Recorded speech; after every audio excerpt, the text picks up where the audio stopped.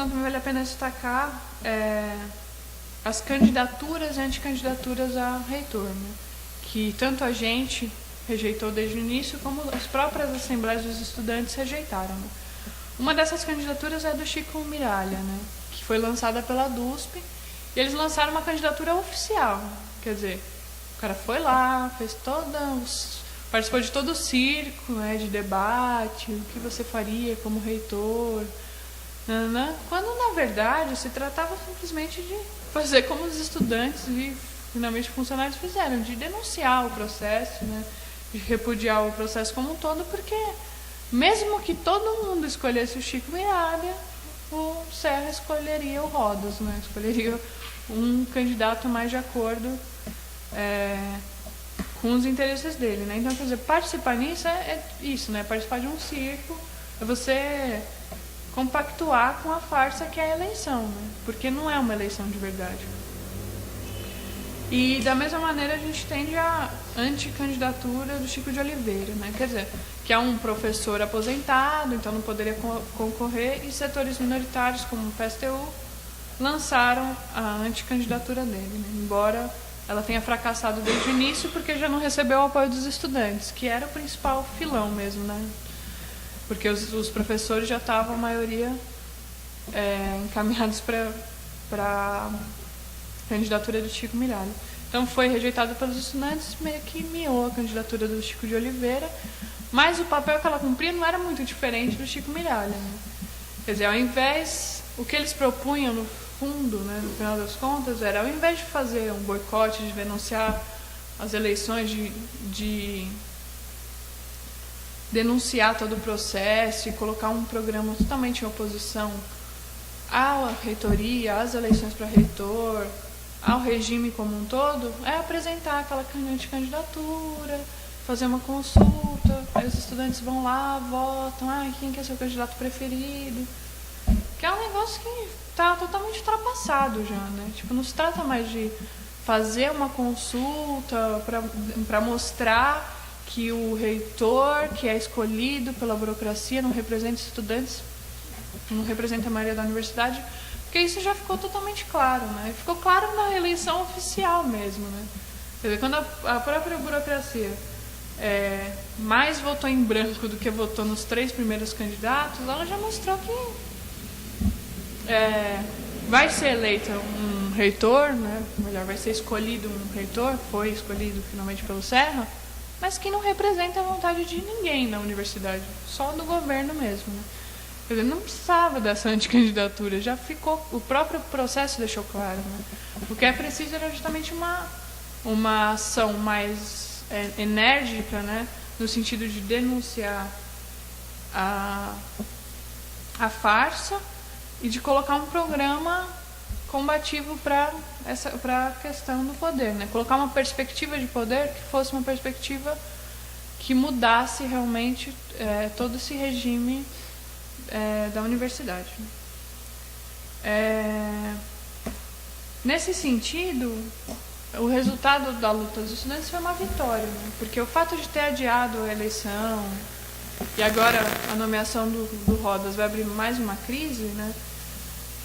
O resultado disso é que a próxima reitoria ela vai ser uma reitoria muito fraca, quer dizer, totalmente enfraquecida, sem nenhuma autoridade política, sem ter nenhuma legitimidade, nem na cabeça dos setores mais atrasados na universidade, né?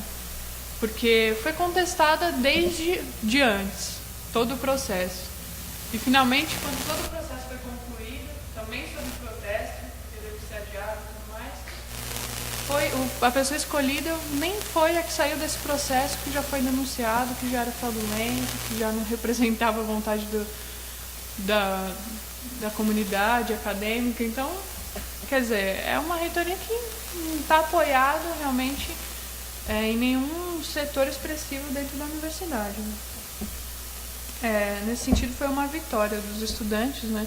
Que inclusive depois da greve continuaram mobilizados em torno dessa questão. Acho que isso deixa claro também mostra, primeiro, a importância também do movimento estudantil dentro da universidade, porque realmente foi o movimento estudantil quem detonou a crise, principalmente com o confronto com a PM, isso foi muito claro. E mostra também que não adianta você mudar o reitor, por exemplo, como pede a maioria dos setores, né, que estão reivindicando eleições diretas e tudo mais. Não basta você ir lá e votar em um candidato para reitor. Porque, por exemplo, se o Serra não escolhesse, seria provavelmente o eleito seria o Glaucio Oliva, né, que foi em primeiro lugar nos 2 turnos. Mas ele também, a votação mostrou que não representa o interesse e a vontade das pessoas, né? Tanto que teve toda essa abstenção. Mas, em geral, fosse quem fosse o reitor escolhido, toda a estrutura embaixo continua a mesma, né? Quer dizer, o problema não é só a pessoa que está lá em cima, na figura do reitor, mandando na universidade, mas todo o regime, né? Porque o reitor, ele é a expressão de um determinado regime dentro da universidade, que é um regime onde dominam os professores, em especial os professores titulares, os professores mais antigos de carreira na USP e tudo mais, que é o setor mais conservador dentro da universidade. E, quer dizer, o reitor é a expressão desse regime, né? São todos os conselhos universitários, as congregações das faculdades, que são os órgãos que tomam as decisões, são compostos, 85% por professores. Então, não adianta você eleger um reitor e deixar esses 85% de professores mandando na universidade, né? Acho que toda essa luta, todo esse movimento, todo o processo mostrou que o que precisa mesmo é você fazer uma profunda mudança dentro do regime, né? E que isso também só vai vir a partir de uma mobilização. Por dentro, já ficou provado que ele não tem capacidade de se renovar. Então, quer dizer, teria que partir de uma grande mobilização. E pra gente, o que a gente defende é que essa mudança, ela tem que instituir um governo dentro da universidade que represente todos os setores, né? E por isso ele teria que ser proporcional. Quer dizer, a universidade é composta de professores, funcionários que não são professores e estudantes, né? Cada um desses setores deve ser representado, né, nessa administração de acordo com o seu próprio peso, né? O que significa que os estudantes seriam maioria. E isso é um problema, assim, não só democrático, né? Quer dizer, que a maioria, quer dizer, as pessoas sejam representadas de acordo com o seu próprio peso, mas que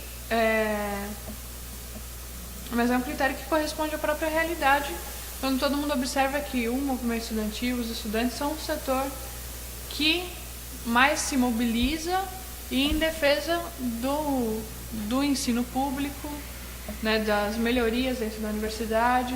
É o setor que lutou pela autonomia da universidade em 2007, que propõe as mudanças, é o setor mais progressista, né, dentro da universidade, e também por isso é o setor que deve governar a universidade, né?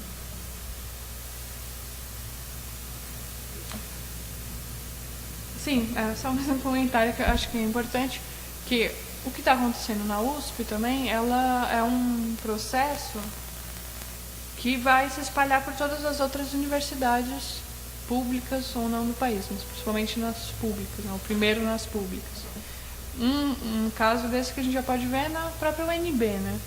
Em 2008 o pessoal ocupou a reitoria também e tirou o reitor, que tinha sido denunciado por escândalo de corrupção e tudo mais, e tanto na UNB como na Unifesp, agora na USP, em diversas universidades está se abrindo